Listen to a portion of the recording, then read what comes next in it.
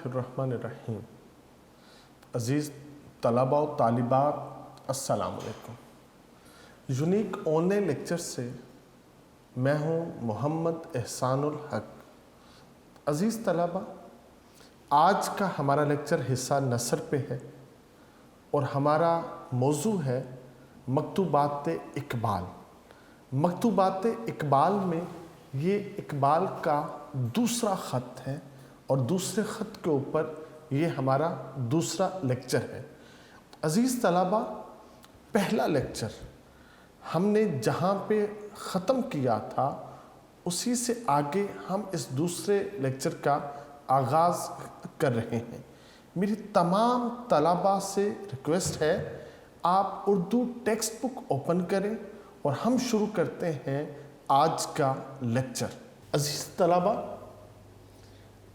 अकबर इलाहाबादी के नाम अल्लामा इकबाल का जो ख़त है ये उसका दूसरा लेक्चर है जो हम ये कर रहे हैं।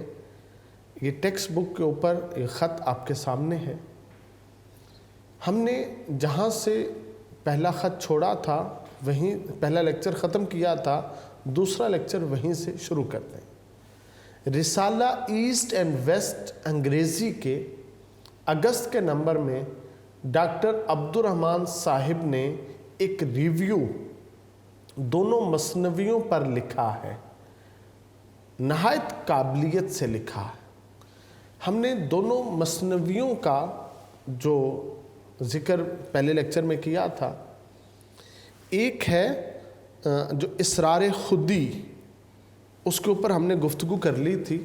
उसके जो तकमील के तीनों मराहिल हैं, अतात, ज़ब्त नफ्स और नियाबत इलाही, हमने इसको कर लिया था। अब जो दूसरी मसनवी है वो है रमूज़े बेखुदी। इस मसनवी का सबसे पहले हम देखेंगे, इंतहाई अहम है, तशरीहात में हमने इसको तहरीर करना है। तो ये जो रमूज़े बेखुदी है ये क्या है बेटा? रमूज़े बेखुदी में अल्लामा इकबाल ने इज्तमाइयत का नज़रिया पेश किया कि इनफरादी खुदी इज्तमाई खुदी में ज़म हो जाए। और मिसाल के तौर के ऊपर यहाँ पे आपने फरमाया था, फ़र्द कायम रब्ते मिल्लत से है, तन्हा कुछ नहीं। फ़र्द कायम रब्ते मिल्लत से है, तन्हा कुछ नहीं। मौज है दरिया में और बैरूने दरिया कुछ नहीं। आप फरमाते हैं कि ये जो फ़र्द है ये मिल्लत के साथ अपना राबता मजबूत रखेगा तो ये कामयाब होगा। अकेला तन्हा होकर ये कुछ भी नहीं कर सकता, क्योंकि दरिया के अंदर मौजें उठती हैं। दरिया से बाहर तो कोई मौज नहीं है, कोई ज़िंदगी के रंग नहीं है। और वो जो दरिया है वो एक एक कतरे से मिल के बना है, पानी के एक कतरे से। ऐसे ही जो मिल्लत है वो एक एक फ़र्द से मिल के बनती। तो अपनी मिल्लत के साथ अपने राब्ते को मजबूत रखो तो तुम कामयाब हो। अगर मिल्लत से टूट गए तुम हलाक हो जाओगे। मिल्लत का कुछ भी नहीं बिगड़ेगा। तो डॉक्टर अब्दुर्रहमान ने ईस्ट एंड वेस्ट के जो शुमारा है उसमें अल्लामा इकबाल की मसनवी, इसरार खुदी और रमूज़े बेखुदी पर तबसरा लिखा है।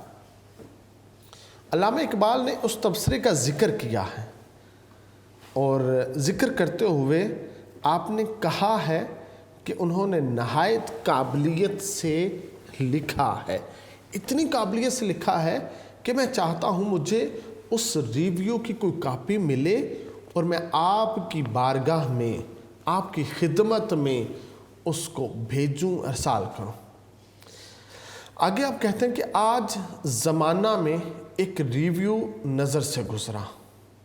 ज़माने के इसी नंबर में आपके अशार भी देखे जिनको कई दफ़ा पढ़ा है اور ابھی کئی بار پڑھوں گا۔ عزیز طلبہ، یہ انتہائی خوبصورت لفظ ہیں جو علامہ اقبال رحمۃ اللہ علیہ نے اکبر الہ آبادی سے کہا ہے۔ یعنی اکبر الہ آبادی کے اشعار کے بارے میں علامہ اقبال نے اپنی پسندیدگی کا اظہار بڑے واشگاف الفاظ میں کیا ہے۔ کہتے ہیں کہ میں نے انہیں کئی دفعہ پڑھا ہے اور ابھی جی نہیں بھرا، ابھی میں کئی بار اور پڑھوں گا۔ اکبر الہ آبادی کے ان اشعار میں مسلمانوں کے طرز عمل پر تبصرہ کیا گیا تھا۔ ان اشعار میں 2 اشعار آپ کی خدمت میں پیش کر دیتا ہوں۔ اکبر الہ آبادی کہتے ہیں، ایک علم تو ہے بت بننے کا، ایک علم ہے حق پر مٹنے کا، اس علم کی سب دیتے ہیں سند، اس علم میں ماہر کون کرے۔ یہ جو بت بننے کا علم ہے نا، اس کی سب یونیورسٹیز سندے ڈگریز دیتی ہیں، اور جو حق پر مٹنے کا جو علم ہے نا، تو کہتے ہیں کہ اس علم میں ماہر کون کرے گا، کہ بھائی حق پر مٹنا انسان کی زندگی کی سب سے بڑی کامیابی ہے۔ آگے کہتے ہیں، غوطے تو لگائے زمزم میں اور غرق ہیں حب دنیا میں، پانی نے بدن کو پاک کیا، اب جان کو طاہر کون کرے۔ تو یہ آب زمزم ہے، یہ ہمارے ظاہر کو تو پاک کرتا ہے، جو ہماری روح ہے نا، باطن، اس کو بھی پاک کرنا انتہائی ضروری ہے۔ علامہ اقبال چونکہ خود بھی محسوس کرتے تھے کہ جو تعلیم نئی نسل حاصل کر رہی ہے، یہ ان کے مسائل کو حل کرنے میں معاون ثابت نہیں ہو سکتی۔ وہ مکتب کی کرامت کی بجائے فیضان نظر کے قائل تھے۔ پھر علامہ اقبال یہ بھی سمجھتے تھے کہ محض رسوم ادا کرنے سے مقصد حاصل نہیں ہو سکتا جب تک عمل کی روح کو نہ سمجھا جائے۔ یعنی جو میں سر بسجدہ ہوا، کبھی تو زمین سے آنے لگی صدا، دل تیرا تو ہے صنم آشنا، تجھے کیا ملے گا نماز میں۔ اکبر الہ آبادی بھی بیٹا اسی حقیقت کی طرف متوجہ کرتے ہیں۔ یہی وجہ ہے علامہ اقبال بار بار ان اشعار کی طرف رجوع کرتے ہوئے دکھائی دیتے ہیں۔ تو آپ نے اپنی پسندیدگی کا بڑے کھل کے اظہار کیا اور کہا کہ آپ کے میں نے وہ اشعار پڑھے ہیں کئی دفعہ، اور ابھی میں ان کو کئی بار اور پڑھوں گا۔ تو عزیز طلبہ، آگے آپ علامہ اقبال رحمۃ اللہ علیہ خط میں لکھتے ہیں، بالخصوص ایک نہایت مخلص نوجوان یہاں لاہور میں ہے، تاجر کتب ہے، اور مجھ سے کہتا ہے کہ شکوہ اور جواب شکوہ کو پھر شائع کرنا چاہیے۔ اگر شکوہ اور جواب شکوہ کو پھر شائع کرنا چاہیے، مگر مولانا اکبر الہ آبادی اس کا دیباچہ لکھیں۔ کہتا ہے میں چاہتا ہوں کہ میں شکوہ جواب شکوہ کو دوبارہ جو ہے نا وہ جو شائع کروں، مگر اس کا جو دیباچہ ہے، اس کا جو ابتدائیہ ہے، وہ اکبر الہ آبادی لکھیں۔ تو عزیز طلبہ، کسی بھی جو کتاب ہے نا، اس کی مقبولیت اس بات سے ہوتی ہے کہ اس کتاب کا دیباچہ آج کی کس شخصیت نے تحریر کیا ہے۔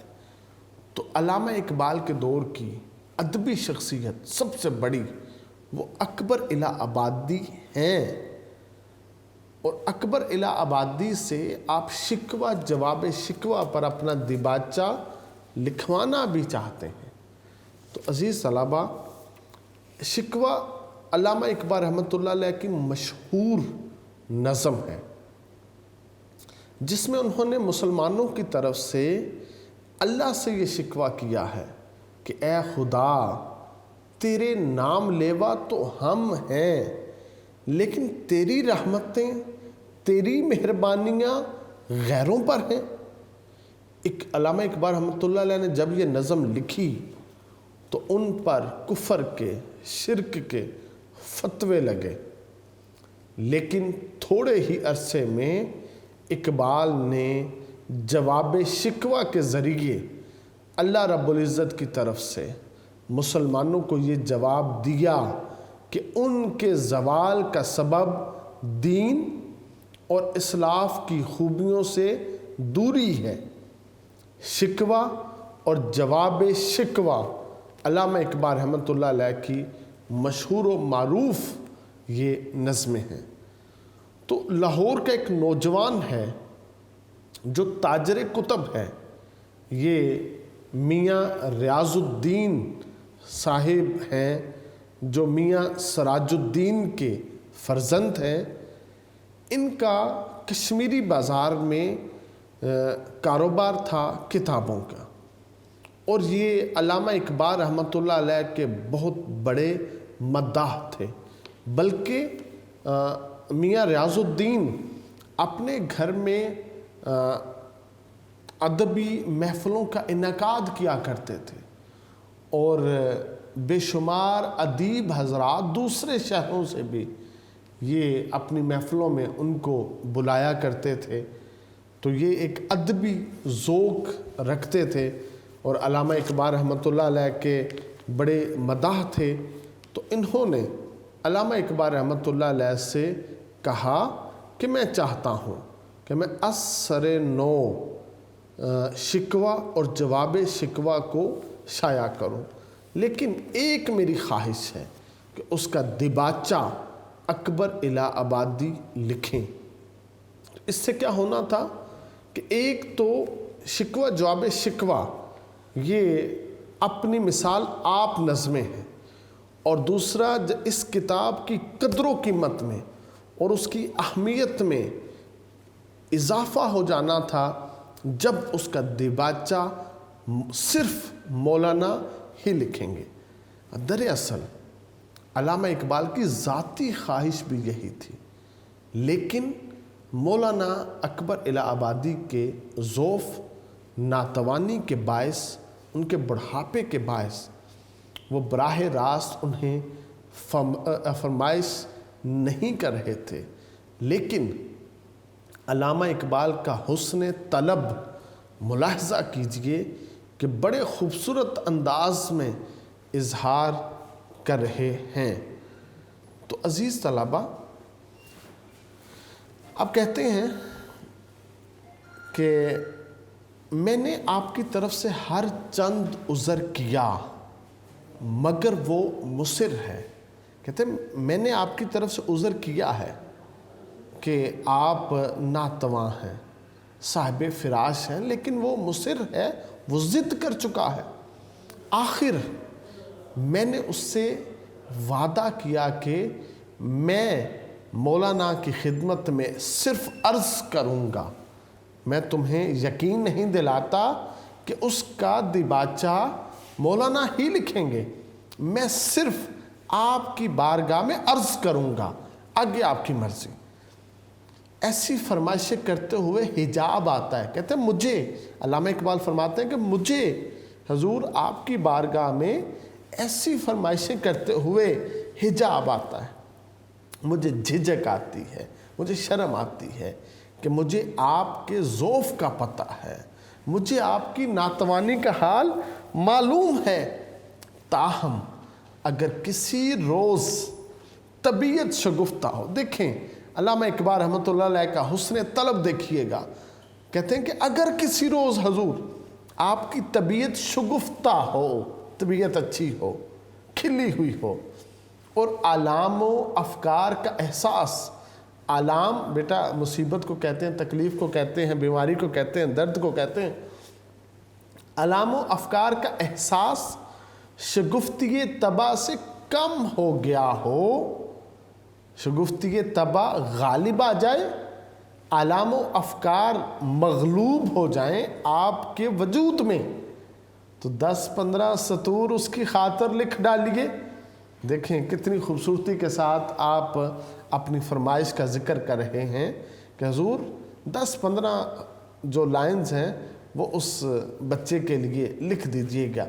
یہ لڑکا آپ کا غائبانہ مرید ہے، یہ آپ کی ارادت رکھتا ہے، اسے آپ کی جو تحریر ہیں وہ پڑھنے میں بڑا لطف آتا ہے، آپ کی تحریروں سے یہ رہنمائی لیتا ہے، وہ رہبری کرتی ہیں اس کی، تو یہ لڑکا آپ کا غائبانہ مرید ہے، تو اس کے لیے 10-15 سطور لکھ دیجئے گا اگر آپ کی شگفتی طبع ہوگی تو۔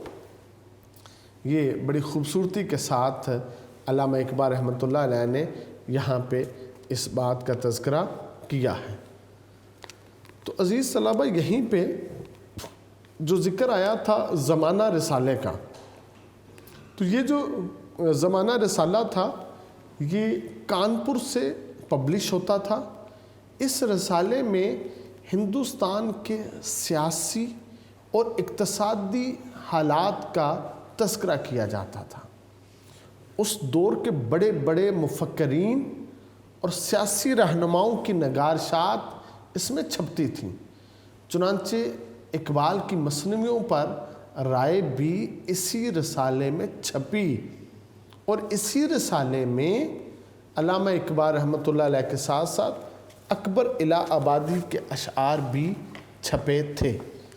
آگے علامہ اقبال رحمۃ اللہ علیہ اس خط میں لکھتے ہیں کہ کلکتہ کے فساد کے حالات اخبار میں پڑے تھے کہ کلکتہ میں فساد شروع ہو گیا، جھڑپیں شروع ہو گئی ہیں، حالات خراب ہو گئے ہیں، آج مزید حالات خراب ہو گئے ہیں۔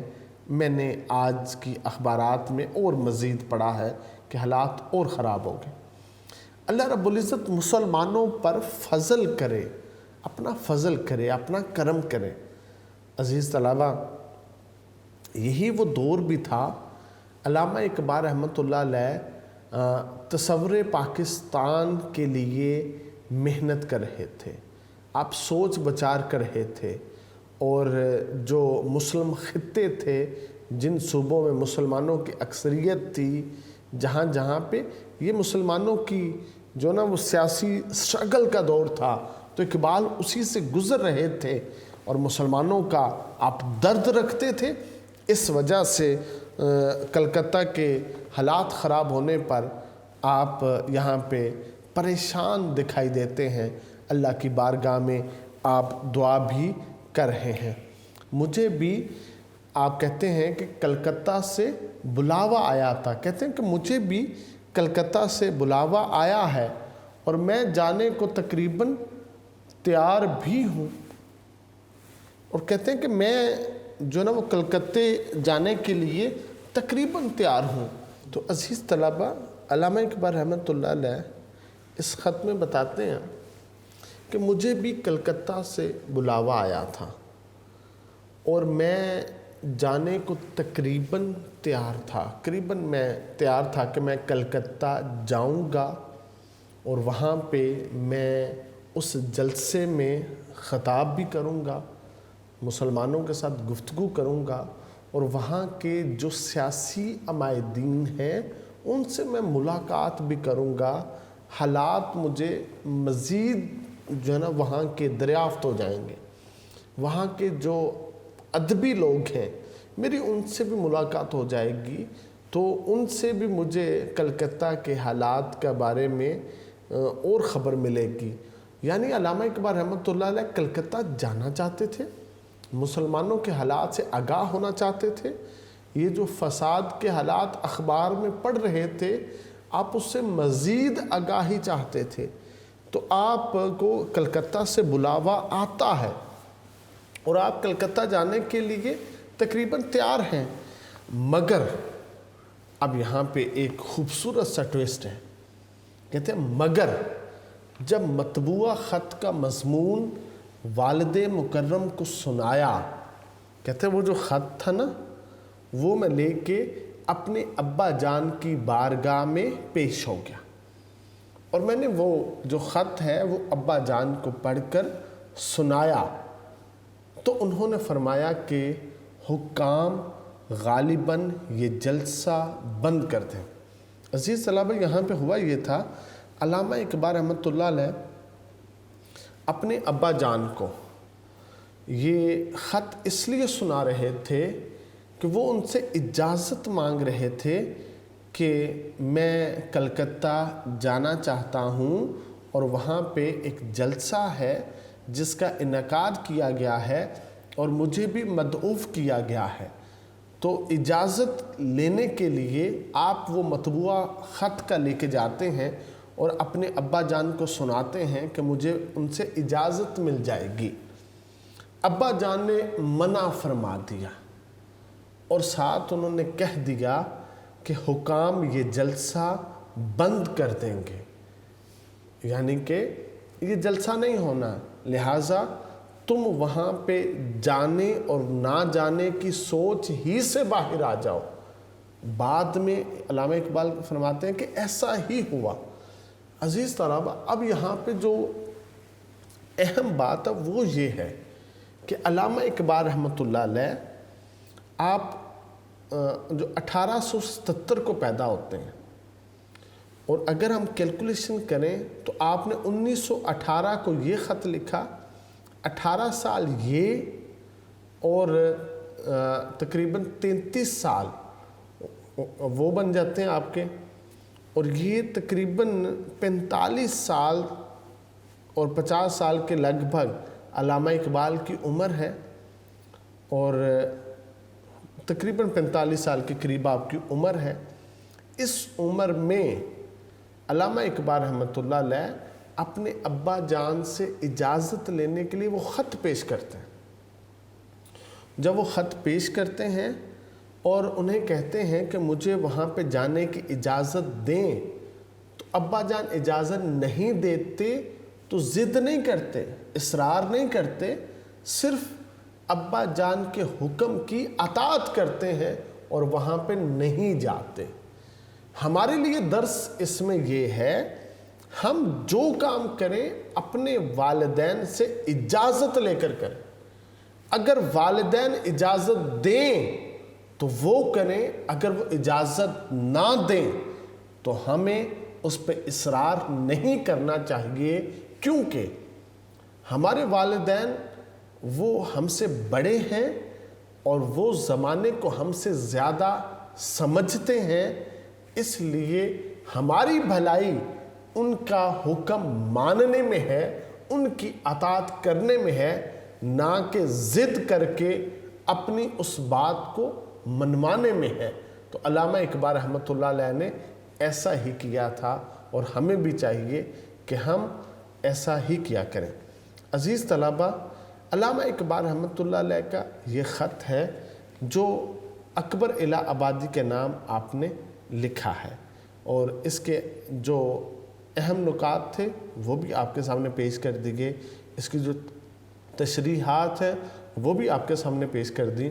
تو عزیز طلبہ، اب اس میں سب سے اہم چیز وہ یہ ہے کہ اس کے ایم سی کیوز تقریباً ہر سال پیپر میں آتے ہیں، تو ابھی میں یونیک نوٹس سے جو اس سبق کے ایم سی کیوز ہیں وہ آپ کے سامنے رکھ دیتا ہوں، تاکہ آپ ایک نظر ان ایم سی کیوز کو دیکھ لیں، اور تاکہ وہ آپ کو جو ہے نا ایم سی کیوز ٹھیک ہے وہ ایک نظر دیکھنے سے یاد ہو جائیں گے۔ تو ابھی تمام طلباء سے میری ریکویسٹ ہے کہ آپ اپنے یونیک نوٹس سے مکتوبات اقبال وہ اوپن کریں، اور ہم دیکھتے ہیں اب جو اس سبق کے ایم سی کیوز۔ عزیز طلباء، یونیک نوٹس کے اوپر پیج نمبر 76 کے اوپر یہ ایم سی کیوز شروع ہو جاتے ہیں۔ پہلا ایم سی کیوز ہے، علامہ اقبال کا پہلا مکتوب کس کے نام تھا؟ مولانا گرامی کے نام تھا، آپشن ڈی۔ علامہ اقبال کو ایک عرب نے کس شہر سے خط لکھا تھا؟ بمبئی سے خط لکھا تھا۔ آپشن اے۔ علامہ اقبال کو دہلی سے دوا بھیجی تھی حکیم اجمل خان صاحب نے۔ آپشن اے اس کا صحیح ہے۔ تو عزیز طلبہ، MCQs نمبر 4 ہے، علامہ اقبال کے گھر کس شہر سے حکیم صاحب تشریف لائے تھے؟ گرداسپور سے۔ آپشن اے۔ گرداسپور سے آنے والے حکیم صاحب کی دوا میں شامل تھا اخلاص۔ آپشن اے اس کا صحیح ہے۔ مولانا گرامی کو لاہور میں دعوت پر بلایا تھا انجمن حمایت اسلام نے، میاں ریاض الدین نے؟ علامہ اقبال نے، انجمن حمایت اسلام اور میاں ریاض الدین نے۔ آپشن ڈی، ان دونوں نے آپ کو دعوت دی تھی۔ علامہ اقبال نے مولانا گرامی کو 2 دعوتوں کے بارے میں کہا کہ قبول فرمائیے، کہ ضرور تشریف لائیے۔ علامہ اقبال کو درد تھا پاؤں میں، آپ کے پاؤں میں گنٹھیے کا درد تھا۔ علامہ اقبال پاؤں کے درد کی وجہ سے اپنے آپ کو اپنے آپ کو رفتنی سمجھتے تھے کہ پاؤں کا درد ہے، میں چلا جاؤں گا، لیکن آپ جا نہیں سکے تھے۔ پھر آپ نے کہا تھا کہ میں رفتنی نہیں، آمدنی ہوں۔ علامہ اقبال نے اکبر الہ آبادی کو دعا دی، آپ کو لمبی عمر کی دعا دی، عمر خضر کی۔ اقبال کے دانت میں درد کیوں تھا؟ ترشی کے زیادہ استعمال سے۔ علامہ اقبال نے اکبر الہ آبادی سے کون سی نظموں کا دیباچہ لکھنے کی درخواست کی؟ شکوہ، جواب شکوہ نظم پہ۔ علامہ اقبال نے مثنویوں پر کس رسالے میں رائے چھپی ہے؟ بیٹا East and West. East and West رسالے پر علامہ اقبال کی دونوں مثنویوں پر ڈاکٹر عبد الرحمن نے جو نا وہ ریویو پبلش کیا تھا۔ علامہ اقبال نے اکبر الہ آبادی کے اشعار کون سے رسالے میں پڑھے تھے؟ زمانہ رسالے میں آپ نے ان کو پڑھا تھا، جن کے بارے میں آپ نے کہا تھا کہ میں نے ان کو کئی دفعہ پڑھا ہے اور ابھی اور کئی دفعہ پڑھوں گا۔ علامہ اقبال جلسے میں شرکت کے لیے کس شہر جانا چاہتے تھے؟ کلکتہ جانا چاہتے تھے۔ وہاں پہ جو نا فساد برپا تھا، آپ کو دعوت آئی تھی اور حکام نے اس جلسے کو ملتوی کروا دیا تھا۔ علامہ اقبال کا دوسرا مکتوب کس کے نام ہے؟ اکبر الہ آبادی کے نام ہے۔ سبق مکتوبات اقبال کا ماخذ کیا ہے؟ مکاتیب اقبال، مرتبہ مظفر حسین برنی، یہ جو اس کا ماخذ ہے۔ عزیز طلبہ، یہ MCQs نمبر 18 ہے۔ ایک عرب اقبال کی مثنوی کو کس زبان میں ترجمہ کرانا چاہتا تھا؟ بیٹا وہ عربی تھا، ایک عرب تھا، عرب کا رہنے والا، تو اپنی زبان میں کروانا چاہے گا، عربی میں۔ آپشن اے اس کی صحیح ہے۔ علامہ اقبال کی مثنویوں پر ریویو کس نے لکھا؟ ڈاکٹر عبد الرحمن نے لکھا۔ رسالہ ایسٹ اینڈ ویسٹ کے کس ماہ کے نمبر میں ریویو لکھا گیا تھا؟ بیٹا اگست کے مہینے میں جو رسالہ پبلش ہوا تھا اس میں ریویو تھا۔ علامہ اقبال نے اکبر الہ آبادی کے اشعار کو پڑھا، آپ نے کئی مرتبہ پڑھا، آپشن ڈی اس کا صحیح آنسر ہے۔ علامہ اقبال کی نظم شکوہ اور جواب شکوہ کو دوبارہ شائع کرنے والے نوجوان کا تعلق تھا لاہور سے۔ آپ لاہور سے تھے، کشمیری بازار میں آپ کی کتابوں کی دکان تھی، آپ تاجر کتب تھے، آپ کا نام ریاض الدین ہے۔ علامہ اقبال کو کلکتہ جانے سے روکا تھا والد نے، آپ کے ابا جان نے روکا تھا۔ علامہ اقبال نے تازہ کلام سننے کی فرمائش کی تھی، مولانا گرامی سے کی تھی کہ آپ کے پاس 2 دعوتیں ہیں، آپ ان دونوں دعوتوں کو قبول کریں اور آئیں اور ہمیں اپنا تازہ کلام سنائیں۔ علامہ اقبال نے مولانا گرامی کو مکتوب، جو مولانا گرامی کو آپ نے جو خط لکھا تھا، یہ بیٹا آپ نے 1922 میں لکھا تھا۔ اکبر الہ آبادی کو علامہ اقبال نے جو مکتوب لکھا تھا یہ آپ نے 1918 14 ستمبر 1918 کو لکھا تھا۔ علامہ اقبال نے اپنے خط میں کس شہر میں فسادات ہونے کا ذکر کیا؟ کلکتہ میں فسادات ہونے کا علامہ اقبال نے ذکر کیا تھا۔ علامہ اقبال نے پہلے خط میں مولانا گرامی کے لیے کیا لقب استعمال کیا تھا؟ آپ نے جناب مولانا گرامی کا آپ نے لفظ استعمال کیا تھا۔